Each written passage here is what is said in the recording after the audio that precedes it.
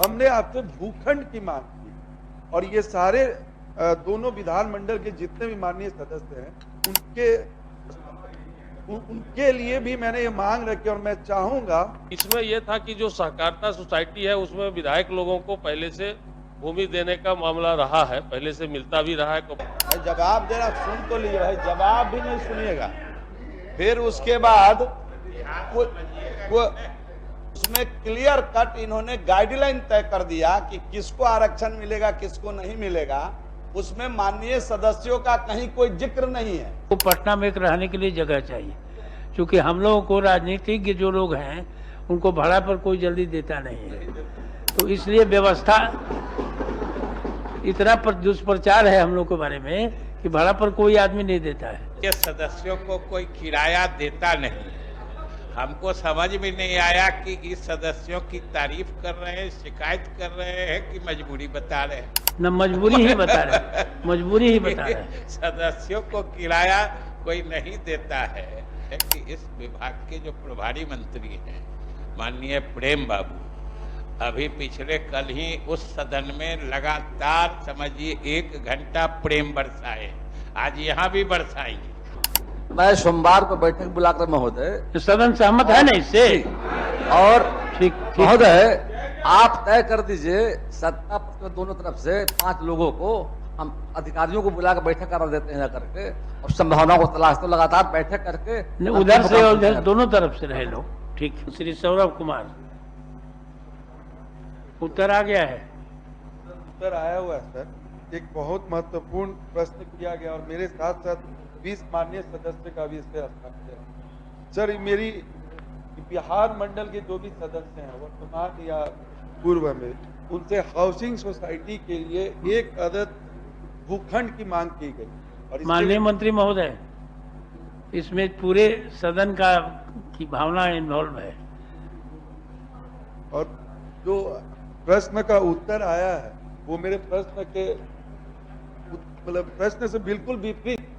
मैंने 1 अदद भूखंड की मांग की थी, तो आपने जो उत्तर में दिया है कि एक आरक्षण होता था 2% आरक्षण, वो आप बिल्डिंग में आरक्षण देते थे। जो भी हाउसिंग सोसाइटी की बिल्डिंग बनती थी उसमें 2% का आरक्षण था। हमने आपसे भूखंड की मांग की और ये सारे दोनों विधानमंडल के जितने भी माननीय सदस्य हैं उनके लिए भी मैंने ये मांग रखी और मैं चाहूंगा कि आप इस पे तो प्रश्न था, लगता है विभाग के द्वारा गलत तरीके से या उसको देखा गया हो। तो इसमें यह था कि जो सहकारिता सोसाइटी है उसमें विधायक लोगों को पहले से भूमि देने का मामला रहा है, पहले से मिलता भी रहा है, कोऑपरेटिव सोसाइटियां बनी हुई भी है, तो उससे संबंधित सवाल था। ये सवाल चला गया है, इसलिए इस सवाल को नगर विकास की ओर चला गया है। इसमें आवास बोर्ड से संबंधित जो आंसर उत्तर देख रहे हैं उसमें आवास बोर्ड से संबंधित मामले हैं, उससे इसका कोई लेना देना नहीं है महोदय, इसलिए मैं इसे संशोधित करने का मैं आग्रह करता हूँ। कार्य मंत्री महोदय भी बैठे हुए हैं, माननीय संसदीय कार्य मंत्री भी बैठे हुए हैं। हाँ। और यह कहीं न कहीं उस विभाग से जुड़ा हुआ मामला है। पहले भी विधानमंडल के सदस्यों को पटना में जो 1 अदद छत की मांग कर रहे हैं सबके लिए व्यवस्था की जाती थी और सदन में इस पर वक्तव्य भी आया था, लेकिन आज लगभग 4 साल होने जा रहे हैं, लेकिन अभी तक 2 तरह की बात हो सकती है, या तो भूखंड उपलब्ध करा दिया जाए या अपार्टमेंट ये भवन बना करके फ्लैट बना करके ही दिया जाए। लेकिन भूखंड उपलब्ध कराना हमको लगता है ज्यादा सहूलियत होगा। अपने ढंग से लोग नक्शा पास करवाएंगे और बनवाएंगे, और ये सरकार की जिम्मेवारी है। उसमें जो वर्तमान जितने भी हैं, हम लोग जितने वर्तमान हैं भविष्य में कभी न कभी पूर्व होंगे और आना पड़ता है सबको। सर महोदय इसको सर इसको ये करना चाहिए, ये इसको कहते हैं।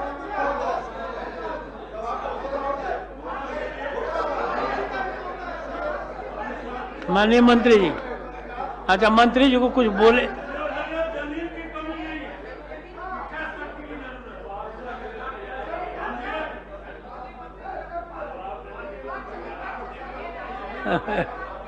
जवाब तो सुनिए ना, फिर कुछ आप बोले उसको।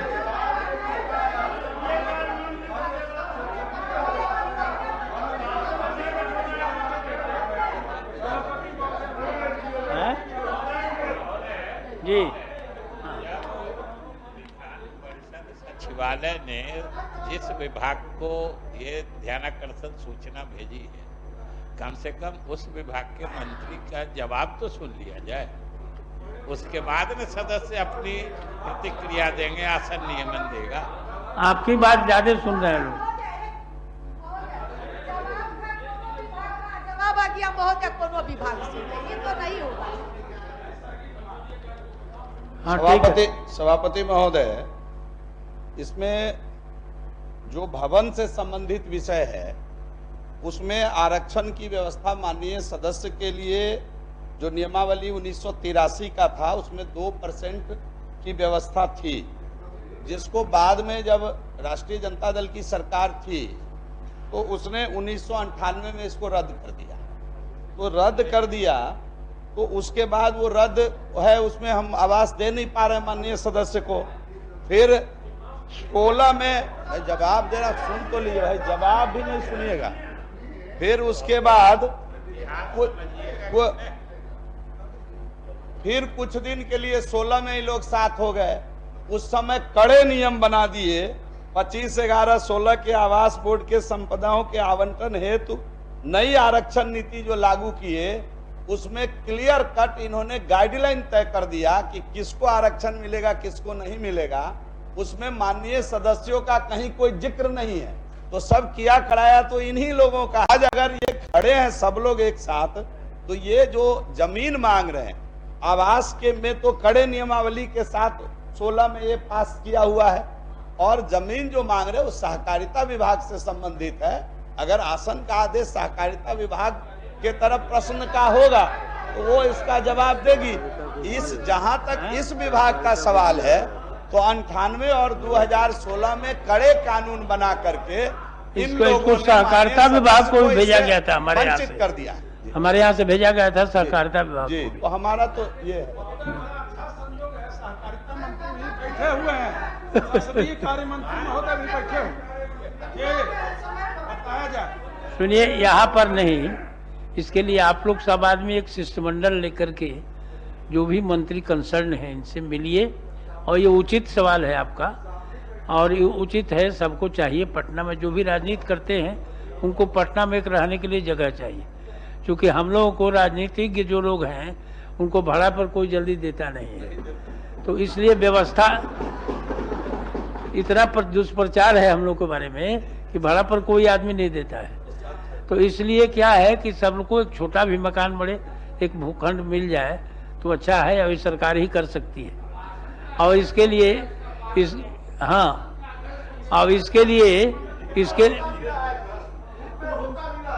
इसके लिए हम लोग विजय बाबू को ऑथराइज कर दें तो ज्यादा बढ़िया होगा। इससे अच्छा शिष्टमंडल क्या होगा? कितने शिष्ट होकर के हम लोग मांग कर रहे हैं, इससे अच्छा शिष्टमंडल नहीं हो सकता। इसीलिए आप अपने को डिफाइन कर रहे हैं, शिष्ट नहीं है इसलिए मकान नहीं मिल रहा है। तो शिष्टमंडल का मतलब उचित लोग जाए। अभी ना कि 10 समूचा आदमी चले जाए तो कोई तो फैसला होगा नहीं, अपनी अपनी बात कहेंगे। इसलिए ये उचित चीज है, इसका मिलना चाहिए, लेकिन उसको सिलसिलेवार ढंग से, उचित ढंग से आगे बढ़ाना चाहिए। और मैं समझता हूं कि इसके लिए थोड़ा टाइम विजय बाबू दें तो इसका हल मिल जाएगा।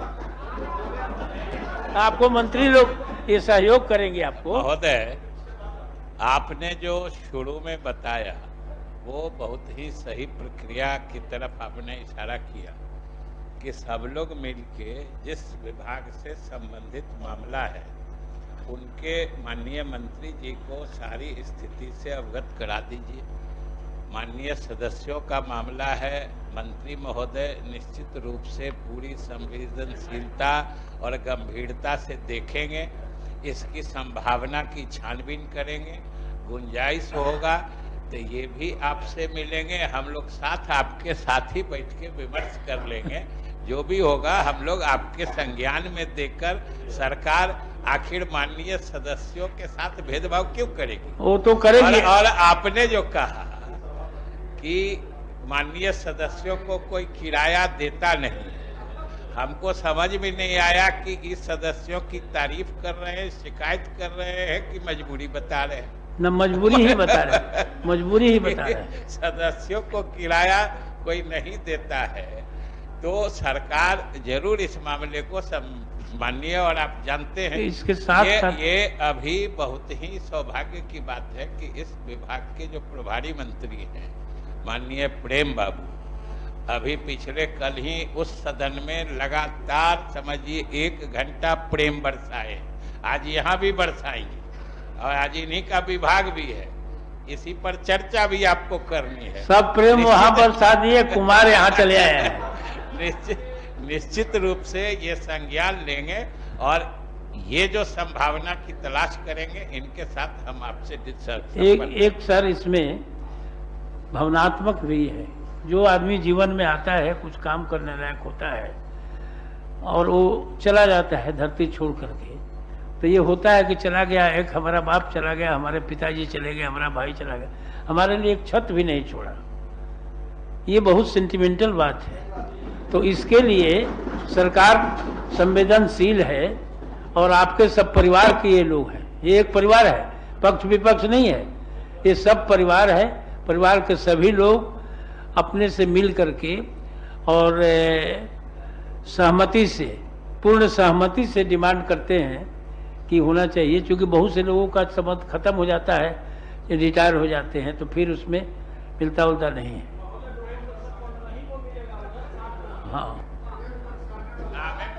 अच्छा, प्रेम जी बोल रहे हैं। माननीय सभापति महोदय, विगत के वर्षों में मैं देखा हूं जाकर के, हम सबों को वहां पर जमीन मिला है। जब हम चाहते हैं सभी माननीय सदस्यों के राय से हम सहमत महोदय हैं और निश्चित तौर पर इनके लिए सरकार विचार करेगी। जब और हम सहकारिता विभाग के माध्यम तलाशते हैं वैसी सरकारी जमीन कहाँ उपलब्ध है, उपलब्धता के बाद माननीय मुख्यमंत्री जी से सहमति लेकर के निश्चित तौर पर आने वाले समय में व्यवस्था कराएंगे। लेकिन आपने कहा कि वहां सब बरसा दिए, यहाँ खाली आ गए। वहां तो सिर्फ बरसाए, मूसलाधार तो यहाँ कर दिया। ठीक है, तो बाढ़ आने की संभावना हो गई है। और एक बात है कि इसका कभी ना कभी, चूंकि बात आती है सदन में, बात समाप्त हो जाती है। इसलिए मेरा एक आग्रह है कि ये कोई नियमन नहीं है, मेरा एक आग्रह है कि समय समय पर हमारे ऑफिस में इसका मॉनिटरिंग भी होना चाहिए। मैं सोमवार को बैठक बुलाकर महोदय, सदन सहमत है ना इससे? और ठीक महोदय, आप तय कर दीजिए सत्ता पक्ष दोनों तरफ से 5 लोगों को हम अधिकारियों को बुलाकर बैठक करा देते हैं करके, और संभावनाओं को तलाशते लगातार बैठक करके, उधर से और उधर दोनों तरफ से रहे लोग। ठीक।